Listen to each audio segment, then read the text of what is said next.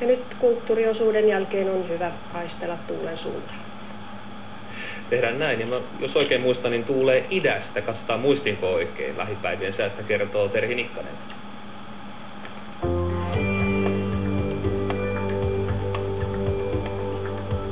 Hyvää huomenta. Anteeksi, nyt meni sanat sekaisin.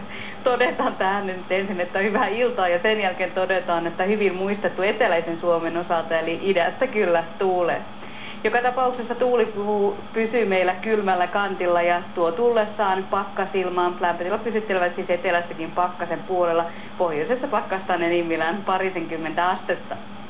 Tämänhetkinen lumitilanne näkyy kartalla. Suurimpaan osaan maata lunta ei juuri ole tulossa ja lounaassa sitten on sitä vastoin paikoin aika lumetonta säätä ja etelässä lumisateita voi lähipäivien aikana tulla lähinnä rannikon tuntumassa ja lauantaina sitten ehkä itäosissa maata.